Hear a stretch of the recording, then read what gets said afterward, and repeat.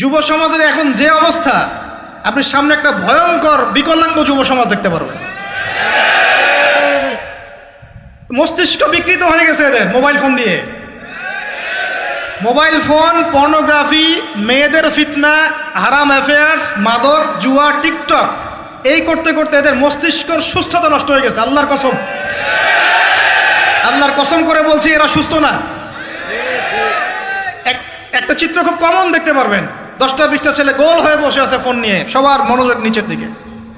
ওয়ার্ল্ডে কি হচ্ছে, আসমানে কি হচ্ছে, জমিনে কি হচ্ছে, কোথায় মুসলিমদের উপর বোম পড়লো, কোনো ফিকিরই নাই ওর। আপনি মনে করেছেন যে এই যুব সমাজ আগামীতে দেশের হাল ধরবে? আমি হলফ করে বলতে পারি কোনোদিন দেশের উপকার করতে পারবে না। আপনি নষ্ট করে ফেলছেন যুব সমাজকে, নষ্ট করে ফেলছেন একদম। এদেরকে সুস্থতার দিকে নিয়ে আসতে হলে ইসলামী শিক্ষার কোনো বিকল্প নাই, নামাজের কোনো বিকল্প নাই। এদেরকে সামাজিক কাজে লাগিয়ে দিতে হবে, সোশ্যাল কাজে, সামাজিক উন্নয়নমূলক কাজে, এই যে মানবতার সেবামূলক কাজে, প্র্যাকটিক্যাল কিছু কাজে। কিছু বানাও, কিছু করো, সায়েন্স নিয়ে ঘাটাঘাটি করো, কিছু প্রযুক্তি উদ্ভাবন করো, তোমরা কিছু করো। দেখেন, আমরা যত কিছু ব্যবহার করি সব কিছু কিন্তু ইহুদি খ্রিস্টানদের। এই যে আমি যে মাইকে কথা বলছি, এই মাইকে ইসলামের বড় বড় কথা বলছি, এই মাইকটাও দেখা যাবে যে মুসলমান তৈরি করে নেয়। তাহলে এটা কি কাম্য ছিল? আর এই বিশ্বের যত শিক্ষার বুনিয়াদ, এই বুনিয়াদি শিক্ষা দিয়েছে মুসলিমরা। বিশ্বাস না করলে খালি আপনি 1200 বছর ইতিহাসটা পড়ে দেখেন। ইবনে সিনার নাম শুনেছেন? চিকিৎসা বিজ্ঞান দাঁড়িয়ে আছে ইবনে সিনার উপরে, নাম শুনেনি? জাবির ইবনে হাইয়ানের নাম শুনেছেন? এই কেমিস্ট্রি না থাকলে আপনি ওষুধ তৈরি করতে পারবেন না। কেমিস্ট্রি না থাকলে কি পারবেন না? মেডিসিন তৈরি করতে পারবেন না। এটা দাঁড়িয়ে আছে কেমিস্ট্রি জাবির ইবনে হাইয়ানের উপরে, যাকে ইউরোপে বলে গ্যাবর ইবনে হাইয়ান। এরকম নাম প্রচুর আছে। আপনি এই যে ম্যাথামেটিক্সের কথা বলেন, জ্যোতির্বিদ্যার কথা বলেন, তারপরে প্রাণীবিদ্যার কথা বলেন, এই রক্ত সংবহন যন্ত্রের কথা বলেন, এক একটা সাবজেক্ট ধরে ধরে দেখেন, সবগুলোর গোড়ার মধ্যে আমাদের মুসলিম মনীষীদের অবদান আছে। এমনকি এই যে পুরো বিশ্বের যে দর্শনগুলো চলছে, যত দর্শন, ফিলোসফিক্যাল থটস, আমরা ফিলোসফি পড়েছি, এই ফিলোসফিগুলোর গোড়ায় গিয়ে আপনি দেখবেন সব মুসলিম দার্শনিকদের নাম লেখা আছে। আমরা ইমাম গাজালির নাম জানি না, ইবনে রুশদের নাম জানি না। হ্যাঁ, আমরা অনেক কিছু জানি না। আসলে আমরা শেকড় ভুলে গেছি এখন। বিশ্বাস করেন, আমরা এই যে প্রযুক্তি, মোবাইল ফোন, টিকটক, মেয়েদের পিছনে ঘুরতে ঘুরতে, অ্যাফেয়ার, বাইক চালানো, আমরা আমাদের জীবনের লক্ষ্যই ভুলে গেছি। আল্লাহ পাক আমাদের যুব সমাজকে তাদের জীবনের লক্ষ্য বোঝার তৌফিক দান করুন। ভাই, আল্লাহ পাক আপনাকে এমনি এমনি সৃষ্টি করেন নাই, আমাকে এমনি এমনি সৃষ্টি করেন নাই। আল্লাহ পাক চান আমাদের কাছে আমরা যেন তার দ্বীনের জ্ঞান অর্জন করি এবং এই জ্ঞান অনুযায়ী আমল করি। এই আমলটা সমাজে ছড়িয়ে দেই, ইসলামের দাওয়াতের মেহনত ছড়িয়ে দেই, যাতে একটা সময় হলেও যেন আল্লাহর জমিন, আল্লাহর দ্বীন কায়েম হয়। এটা আল্লাহ পাক চান আমাদের কাছে। আল্লাহ পাক আমাদেরকে এই জন্য সৃষ্টি করেন নাই যে একটা মেয়ের জন্য আত্মহত্যা করে ফেলবেন। একদম একটা মোবাইল ফোন একটা মেয়েকে কিনে দিয়েছেন, তার জীবন নষ্ট করে ফেলেছেন। যে বাবারা মেয়েদেরকে ফোন কিনে দিয়েছেন, জীবন নষ্ট করে ফেলেছেন এবং তার মাধ্যমে আরো 10টা ছেলেরও জীবন নষ্ট করেছে। আর সত্যি কথা বলছি, এখন আমরা তো ঢাকা শহরে থাকি, মানে এখানে ছেলেদের চেয়ে মেয়েরা বেশি পথ। হ্যাঁ, খুব ভালো লাগে ওদের। কি ভালো লাগে? একটা ছেলের সাথে বাইকে করে ঘুরবে, টাকা খসাবে, এখানে ওখানে ডেট করবে, আস্তে আস্তে। এগুলোতে খুব মজা পায়। এগুলোর জন্য কি তাকে সৃষ্টি করা হয়েছে?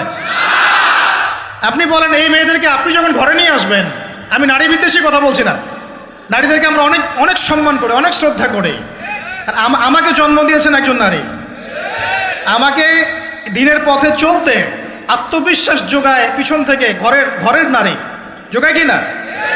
আমার নিজের কন্যা সন্তান আছে, আমরা মেয়ের বাবা।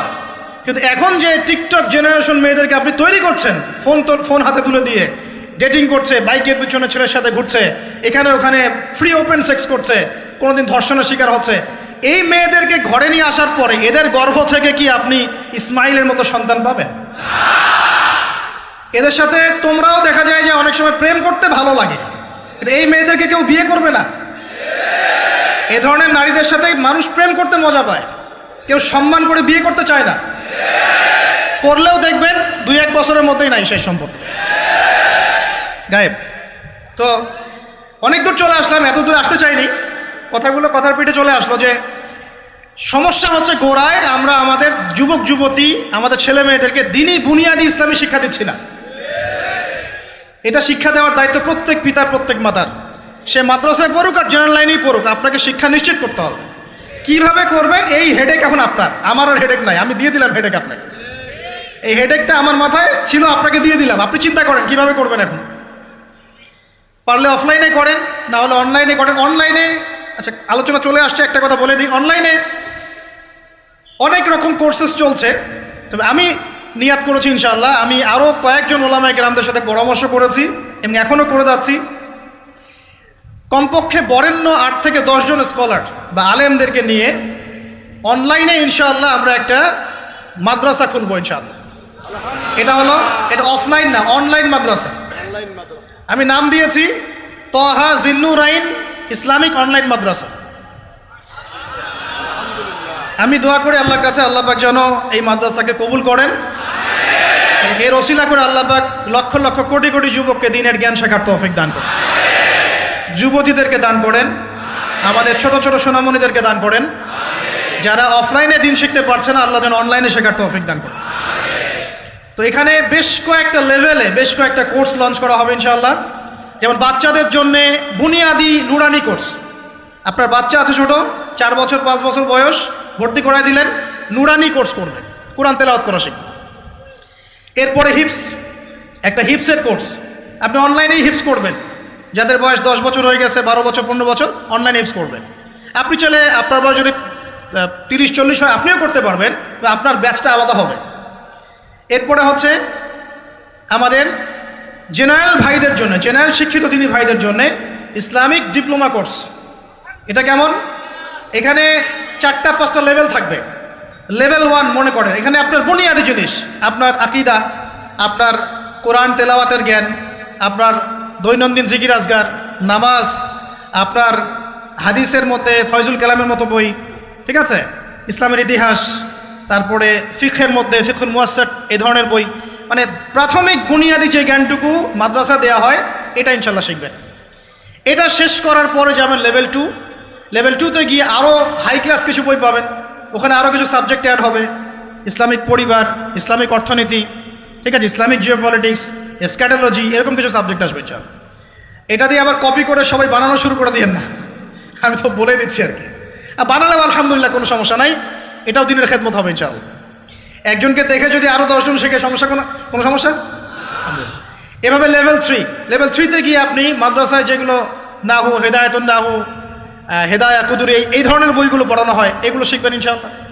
শেষ লেভেলে গিয়ে আপনি জালালাইনের মতো তাফসীর শিখবেন ইনশাআল্লাহ। মানে একজন মৌলানা সাহেব বলতে বোঝাচ্ছি, আমি তো আপনাকে ফকিহ বা মুফতি বা মুহাদ্দিস এরকম লেভেলের কথা বলছি না। একজন আলেম, একজন জাননেওয়ালা, বুঝওয়ালা মানুষ যতটুকু দিনের জ্ঞান অর্জন করেন ইনশাআল্লাহ, এই জ্ঞানটুকু আপনি লেভেল 1, 2, 3, 4, 5 এভাবে আপনি অর্জন করবেন ইনশাআল্লাহ। এভাবে যদি আমরা পুরো বাংলা ভাষাভাষীদের মধ্যে, পুরো ওয়ার্ল্ড ওয়াইড এটাকে ছড়াতে পারি ইনশাআল্লাহ, আগামী 5 বছরের মধ্যে আমরা আশাবাদী কমপক্ষে 1 লক্ষ মানুষ তো দিন শিখবে ইনশাআল্লাহ। আল্লাহ পাক আমাদেরকে তৌফিক দান করুন। এবং এগুলো হবে খুব স্বল্প মেয়াদি, 6 মাস, 4 মাস, 6 মাস এরকম কোর্স, যাতে আপনি বিরক্ত না হন। কারণ আমি অভিজ্ঞতা থেকে দেখেছি 1 বছরের কোর্স মানুষ করতে চায় না। দিনী বোনদের জন্য কোর্স থাকবে, এবং দিনী বোনদের ক্লাস নেবেন মহিলা টিচাররা ইনশাআল্লাহ। দিনী বোনদের ক্লাস নেবেন মহিলা টিচাররা ইনশাআল্লাহ। যদি কেউ প্যারেন্টিং নিয়ে কোর্স করতে চান, প্যারেন্টিং কোর্স থাকবে, সন্তান প্রতিপালন। যদি কেউ পরিবার নিয়ে কোর্স করতে চান, ফ্যামিলি ডেভেলপমেন্ট কোর্স থাকবে। ইসলামিক ইকোনমিক্স নিয়ে কোর্স করতে চান, ইসলামিক ইকোনমিক্সের কোর্স থাকবে। ইসলামিক ফাইন্যান্স শিখতে চান, সেটা থাকবে ইনশাআল্লাহ। এক একটা ডিপার্টমেন্টে এক একটা কোর্স নিয়ে আমরা এই মাদ্রাসা লঞ্চ করবো ইনশাআল্লাহ তাআলা। আল্লাহ পাক এটাকে কবুল করুন, আমিন। এবং এর পাশাপাশি এই সিলেবাসগুলো আমি নিয়াত করেছি উন্মুক্ত করে দিব। যে কোনো প্রতিষ্ঠান, দিনী প্রতিষ্ঠান, সেটা হোক ইসলামিক স্কুল বা ইসলামিক কলেজ বা মাদ্রাসা, তারা যদি এই কোর্সগুলো করতে চায়, করাতে চায়, সিলেবাস নিয়ে তারা লঞ্চ করতে চায়, ইনশাআল্লাহ তাদের জন্য উন্মুক্ত করে দেওয়া হবে ইনশাআল্লাহ, যাতে করে সারা দেশের বিভিন্ন জায়গায় কোর্সগুলো ছড়িয়ে পড়ে। আমি জ্ঞানতাত্ত্বিক কথা এজন্য বললাম বেশি করে, প্রথম ফরজ আপনার উপরে ইকরা বিসমি রাব্বিকাল্লাযী খালাক। আমরা ইয়াংদের মধ্যে একটা সমস্যা দেখছি এখন, ফ্যান্টাসি মানে আগে হয়তো মানে বিপথে ছিল, হেদায়েত পেয়েছে, ইসলামের দিকে এসেছে, এখন অনেক বড় বড় স্বপ্ন, মাশাআল্লাহ, স্বপ্ন দেখা ভালো, বড় বড় স্বপ্ন, বড় বড় ইচ্ছা, অনলাইনে বসে গরম করে ফেলছে একদম, ফেসবুক গরম, ইউটিউব গরম, হ্যাঁ, ব্লগ দিয়ে ভর্তি গরম, কিন্তু বেসিক যে কোরআন তেলাওয়াতটা করা শিখবে সেটা ঠিক নাই। 3 মাস কোরআনটা তেলাওয়াত করা শিখবে একজন আলেমের কাছে নাই। একটা কোর্স লঞ্চ করে দেন 6 মাস ক্লাস করবে না, প্রথম 1 মাস ক্লাস করে পরের নাই, 5 মাস নাই। এইভাবে ভাই দিনের হয়তো সামান্য কিছু খেদমত হতে পারে, সামগ্রিক পরিসরে ইসলাম বিজয়ী হবে না। এক কথায় আমরা যদি এই যুগের আবু বকর, ওমর, ওসমান, আলী রাদিয়াল্লাহু আনহুম আজমাইন হতে না পারি, তাহলে এই যুগের সেই ইসলামী খেলাফা বাস্তবায়িত হবে না। এটা হলো মূল কথা। এই পথের প্রথম কাজটাই হচ্ছে দ্বীনি ইলম অর্জন করা। আর ইলম অর্জন করাটা আপনার জন্য কি, নফল, মুস্তাহাব, সুন্নত না ফরজ? এটা কে বলেছেন?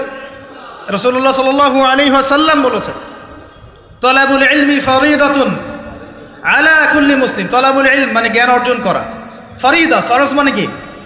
ফরজ মানে বাধ্যতামূলক, আলা কুল্লি মুসলিম, কুল্লি মানে কি? প্রত্যেক, কুল্লি মানে কি? কুল্লু মানে প্রত্যেক মুসলমানের উপরে, প্রত্যেক মুসলমান যে মুসলমান দাবি করে নিজেকে, কালিমা পড়েছে, তার উপরে জ্ঞান অর্জন করা ফরজ করেছেন আল্লাহ। আপনি কোরআন তেলাওয়াত না শিখে থাকতে পারবেন না, তো এটা আপনার উপর ফরজ করা হয়েছে।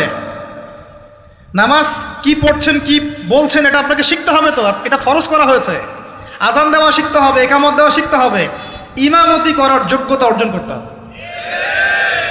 এই মালয়েশিয়ার একটা ভালো জিনিস দেখলাম যে ওখানে প্রাইমারি লেভেল থেকে, মানে স্কুল লেভেল থেকেই এই মাদ্রাসা এবং মানে জেনারেল এটা আলাদা করে কোনো প্যাটার্ন করা নাই, এটা একসাথেই প্যাটার্নটা করে দেওয়া।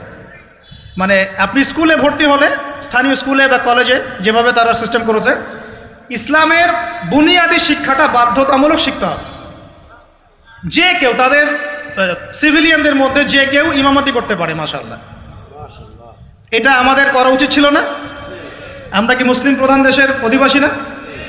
আমরা জোর দাবি জানাই যে শিক্ষা ক্ষেত্রে একটা আমূল পরিবর্তন নিয়ে আসতে হবে ইনশাআল্লাহ। একদম প্রাইমারি লেভেল থেকে ইসলামিক শিক্ষাকে আমাদের দেশে বাধ্যতামূলক করা হোক। মাদ্রাসা শিক্ষা মাদ্রাসায়, আবার সেকুলার শিক্ষাতে, এই দুদিকে চলছে। তাহলে একজন ব্যক্তি যে এই যে স্কুলে ভর্তি হলো, আপনার ছেলে এখানে 10 বছর পড়বে, এসএসসি পরীক্ষা দিবে, এইচএসসি, তারপরে অনার্স মাস্টার্স, এই 20 বছরে ইসলামটা শিখবে কি? যতটুকু শিখছে এই শিক্ষাটা তো প্র্যাকটিক্যালি প্রয়োগও করতে পারছে না। আর এই জায়গা থেকে যখন কেউ উঠে আসছে, তখন সে তো উম্মার দায়িত্ব নিতে পারছে না। তাহলে ব্যাপারটা কি এমন যে আমরা এদিকে শুধু দুনিয়ার চর্চা করব, আর মাদ্রাসা লাইনে যারা পড়ে তারা দিনের চর্চা করবে? দিন চর্চা করার, দিন পালন করার, প্রচার প্রসারের আমাদের কোনো অধিকার নাই? তাহলে এই শিক্ষাটা অর্জন করলে কি আমরা কি সবাই কি খারাপ হয়ে যাব? আমরা যদি ইসলামিক শিক্ষা শুরু থেকে দেওয়ার চেষ্টা করি বাচ্চাদেরকে, প্রাইমারি লেভেল থেকে, আমাদের বাচ্চারা কি নষ্ট হয়ে যাবে? এই জিনিসটা আল্লাহ পাক আমাদের সমস্ত ঊর্ধ্বতন কর্তৃপক্ষদেরকে বোঝার তৌফিক দান করুন। আল্লাহ পাক আমাদের ঊর্ধ্বতন কর্তৃপক্ষদেরকে এই বিষয়টা বোঝার তৌফিক দান করুন যে ইসলামী শিক্ষায় কল্যাণ ছাড়া অকল্যাণ কিছু নাই। এখানে যদি অন্য ধর্মাবলম্বী কেউ থাকেন, সে তার ধর্ম চর্চা করবে, কোনো সমস্যা? আমরা আমাদের ধর্ম শিখবো ইনশাআল্লাহ। তো এই জিনিসটা আমাদের বুনিয়াদী শিক্ষা। এখন যদি আপনি না পারেন, এখন আপনার কাছে ওই পাওয়ার নাই, ক্ষমতা নাই, ইমপ্লিমেন্টের সুযোগ নাই, তাহলে কি করবেন? তাহলে এখন যে আপনি 20 বছর পড়াশোনা করে ফেলেছেন জেনারেল লাইনে, এখন কি করবেন?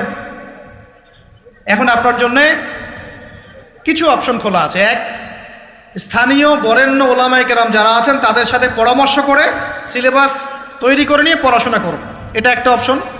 2, আপনারা কিছু দিনই ভাই ব্যাচ করে ওলামায়ে কেরামের কাছে গিয়ে একটা করে কিতাব শেষ করেন। 2, 3, অনলাইনে কিছু কোর্সেস চলছে, এই কোর্সেসগুলো করতে পারেন, কাজে দিতে পারে। তবে অনলাইনে কোর্স অফলাইনের মতো হয় না। অফলাইনে ওস্তাদদের সামনে বসে যে পড়াশোনা, এটা অনলাইনে পাবেন না আপনি, ঠিক আছে? অথবা আপনার যদি সুযোগ থাকে তাহলে প্যাটার্ন চেঞ্জ করে এই প্যাটার্নে যেতে হবে। এগুলো ছাড়া তো আপনার সামনে কোনো অপশন খোলা নাই। যে আমরা যদি মাদ্রাসাগুলোতে এবং আমাদের শিক্ষা প্রতিষ্ঠানগুলোতে জেনারেলদের জন্য আরবির কোর্স আর মাদ্রাসা শিক্ষার্থীদের জন্য জেনারেল কোর্স রাখি, তাহলে উভয়ে শিক্ষিত হতে পারবে। চা মনে করেন এই ভাই মাদ্রাসায় পড়েছেন, মাশাআল্লাহ, তিনি মাদ্রাসার সব জ্ঞানই রাখেন আলহামদুলিল্লাহ, কিন্তু সায়েন্স তো শিখতে পারেন নাই, নামাজ শিখতে পারেন নাই, ওযু শিখতে পারেন নাই। এখন এই ভাইকে কি করবেন?